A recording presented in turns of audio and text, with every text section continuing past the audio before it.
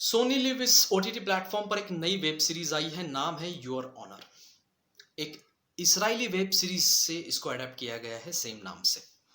ई निवास नाम के डायरेक्टर ने इसको डायरेक्ट किया है और ये जो ई निवास जी है इन्होंने इससे पहले बहुत सारी फिल्में बनाई हैं। मिसाल के तौर पर मैं आपको बताऊं तो शूल, इससे ज़्यादा फिल्में बनाई हैं लेकिन ये उनके करियर की बेहतरीन फिल्म थी।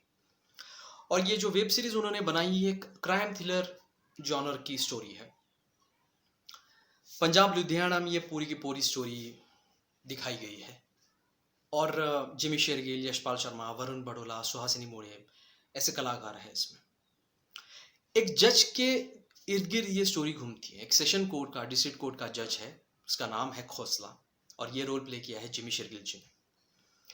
तो ये एक रिस्पेक्टेड जज है और इनके पास मौका है, अवसर है कि वो हाई कोर्ट की जज भी बन सकता है। इनका एक बेटा है, बेटे का नाम है अबीर खोसला, जो टीनेज है, कॉलेज जाता है, फर्स्ट ईयर में सीख रहा है, एस्थमेटिक है और एक मुश्किल दौर से, इमोशनली मुश्किल दौर से वो गुजर रहा है क्योंकि उसकी माँ जो है साल डेढ़ साल पहले चली गई है, आत्महत्या की है और रीज़न किसी को नहीं पता। उसकी एक नानी है, नानी का रोल प्ले किया है सुहासिनी मोड़े ने, वो भी हाई कोर्ट की जज रह चुकी है और उसकी नानी में और उसके पिताजी में ज़्यादा बनती नहीं है, अनबन है दोनों में। ये सब चल रहा है, नॉर्मल है कंडीशन, और एक ऐसी घटना होती है फिर सारे लोगों की ज़िंदगी बदल जाती है। अबीर के हाथों, मतलब जज के बेटे के हाथों एक एक्सीडेंट हो जाता है जो हिट एंड रन है। हाईवे पे अपनी फोर व्हीलर से वो एक टू व्हीलर वाले को ठोकता है, वहाँ से भागकर चला जाता है। अब वो टू व्हीलर वाला हॉस्पिटल में कोमा में है। तो ये जब बात उसके पिताजी को, खोसला साहब को पता चलती है तो वो उसे पुलिस स्टेशन लेकर चले जाते हैं क्योंकि जज का बेटा ही हिट एंड रन करके भागेगा तो ये एक बैड एग्जाम्पल होगा, तो वो इसलिए उसे पुलिस स्टेशन लेकर चले जाता है।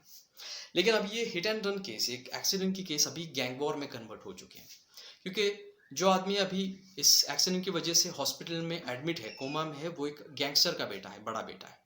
इस गैंग का नाम है पठानकोटी गैंग और उन्हें ऐसा लगता है कि दूसरी भैया लोगों की गैंग है, पंडित गैंग है, इन्होंने ये काम करवाया है।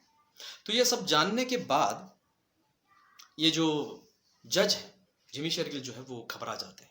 वो अपने बेटे के लिए चिंतित होते हैं और वो सोचते हैं कि अब इस दलदल से इसे कैसे निकाला जाए। और फिर असल में इस कहानी की शुरुआत होती है। वो अपने बेटे को इस सारी चंगुल से निकाल पाते हैं या खुद भी फंसते हैं, और ये करने के लिए वो बहुत सारे लोगों का इस्तेमाल करते हैं, झूठ बोलकर, कभी सच बोलकर।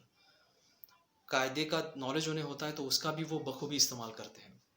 और ये सब करने के बाद उनके जो अपने लोग हैं, दोस्त हैं, या उनके पास एक इंटर्न करने वाली एक लॉयर है, उनके साथ रिलेशन भी उनके स्पॉइल हो जाते हैं ऑलमोस्ट। एक पुलिस इंस्पेक्टर है, मिता वशिष्ठ ने ये रोल प्ले किया है, किरण नाम की एक लेडी इंस्पेक्टर, उसका भी वो बखूबी इस्तेमाल करते हैं। तो ये सारे कैरेक्टर हैं और इनका इस्तेमाल करके वो एक ही चीज़ करना चाहते हैं कि अपने बेटे को बचाना। लेकिन ये डिसाइड नहीं कर पाते हम कि उन्हें अपने बेटे को बचाना है या उनके पास जो मौका है हाई कोर्ट का जज बनने का, उसको लेकर जो उनका करियर बनने वाला है उसे बचाने की कोशिश करते हैं, क्योंकि ये दोनों चीज़ें साइमल्टेनियसली चलती है कि हाई कोर्ट का जज और उनका बेटा, दोनों चलती है। तो हमारे दिमाग में कभी कभार ये आ सकता है कि ये बेटा कम और हाई कोर्ट का जज इसके पीछे तो नहीं है, इस तरह से दिखाया है। लेकिन आखिर में जो सस्पेंस हमारे सामने आता है वो चौंका देने वाला सस्पेंस है, जिसके बारे में हम सोचते भी नहीं। इसका मतलब ये नहीं है कि लॉजिक के बाहर का सस्पेंस है, लॉजिक के बाहर का क्लाइमैक्स है। उससे रिलेटेड डायलॉग्स पूरी फिल्म में, पूरी वेब सीरीज में हमें देखने को मिलती है। उससे रिलेटेड कुछ सीन्स हैं वो भी हमें देखने को मिलते हैं। तो ये कहीं ज़बरदस्ती से डाला गया हुआ क्लाइमैक्स बिल्कुल नहीं है, रिलेवेंट, लॉजिकल है। और ये पूरी वेब सीरीज हमारे दिमाग के साथ खेलती है। हम हर बार सोचते हैं ये होगा, वो होगा, इसलिए किया गया, उसलिए किया गया, हम अपना इंटेलिजेंस इस्तेमाल करते हैं।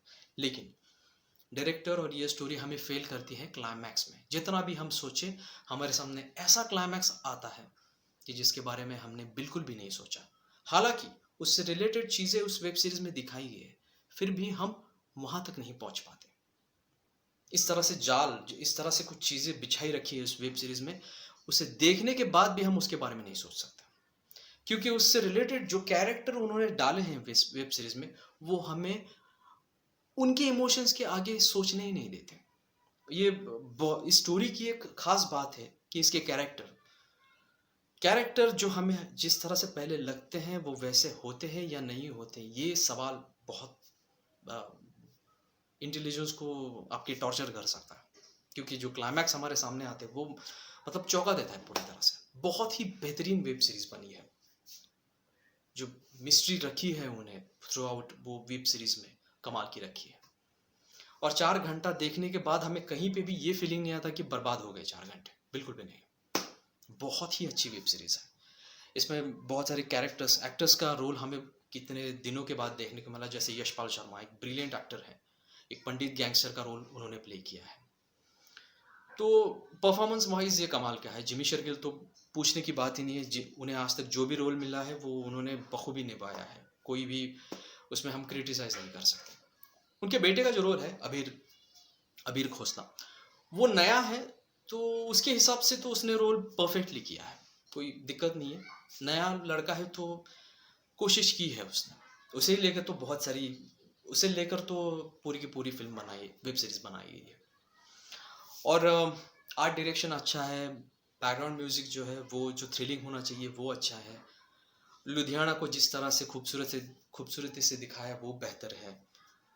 और एक भैया लोगों में और पंजाबी लोगों में जो राइवलरी है उसका अंडर करंट हमें देखने को मिलता है। सीमावाद हम कह सकते हैं उसे, रीजनलिज्म। तो छोटी छोटी चीज़ें दिखाने की उन्होंने कोशिश की है। बेहतरीन एक्सपीरियंस है और कमाल की mystery web series, thriller web series उन्होंने बनाई है जो आपको डिसअपॉइंट नहीं करेगी। चलिए यहीं पे रुकता हूँ और अगले वीडियो में हम नई फिल्म और वेब सीरीज के बारे में बात करेंगे। तब तक के लिए नमस्ते।